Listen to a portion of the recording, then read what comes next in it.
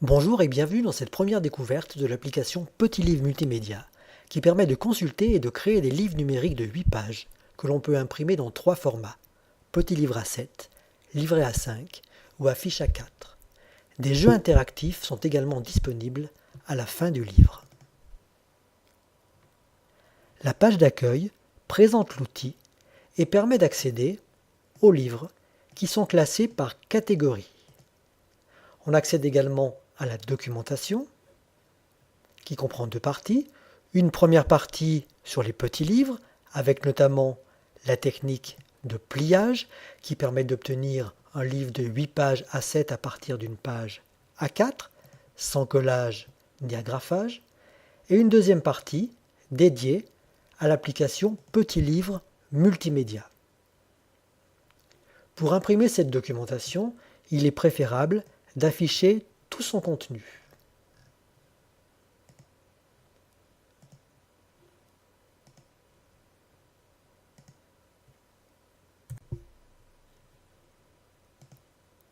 Les livres de la version téléchargeable ne sont que des exemples qui permettent de découvrir leur structure et leur ergonomie, l'intérêt majeur étant de créer ses propres livres.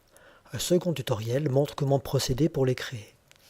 Au survol de la vignette apparaissent le titre du livre et son auteur. Explorons dans la catégorie abécédaire le livre de la lettre A. On navigue dans le livre en cliquant sur les flèches de direction. À tout moment, on peut retourner au sommaire des livres. Si le livre contient des textes complémentaires, on les ouvre en cliquant sur le livre. Je suis le petit du bélier de la brebis. On peut les écouter en synthèse vocale dans 5 langues différentes. S'il contient des sons, on peut les écouter. Un agneau.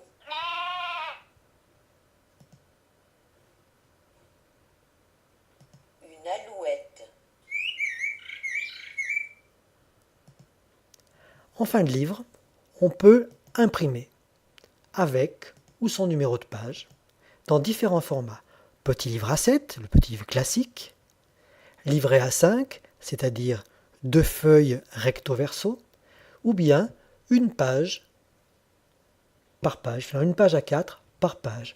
On peut également, pour une exploitation non numérique, imprimer les textes des livres dans différentes polices, différentes tailles, avec ou sans images.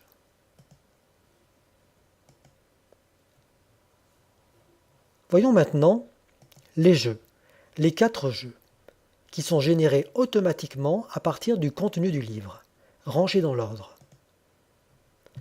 Le principe est très simple, on déplace les vignettes pour retrouver l'ordre du livre. Oups. Bien évidemment, cette activité trouve tout son sens si les pages du livre sont présentées dans l'ordre chronologique. Un récit, une recette ou éventuellement l'ordre alphabétique.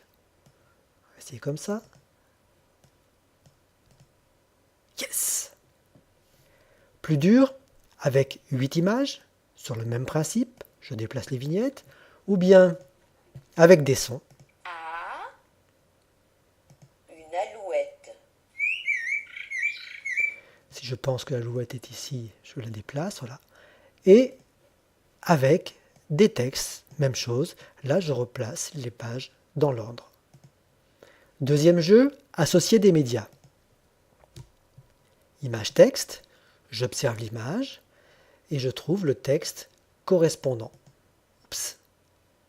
Oups. Yes.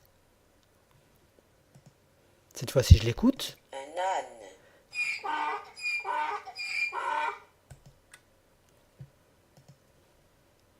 Un accordéon. Et je dois retrouver le texte. Troisième jeu, mémoriser le livre. Très simple comme principe. Une vignette a disparu, une page a disparu. Il faut trouver laquelle a disparu.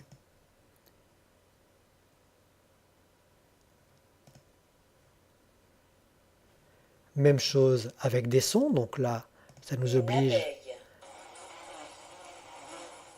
à mémoriser des sons, ou bien on peut mémoriser des textes et deviner lequel a disparu.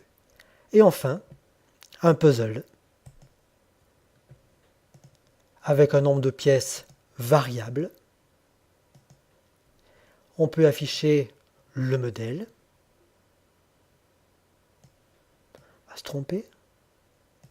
Si on se trompe ou si on ajuste le compteur s'incrémente.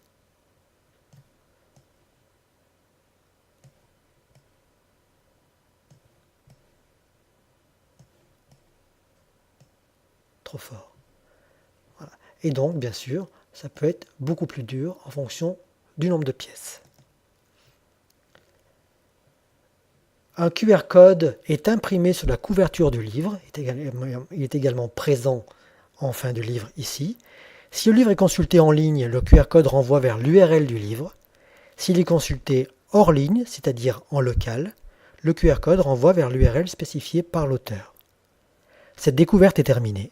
Rendez-vous maintenant au tutoriel de création de ses propres livres. À bientôt!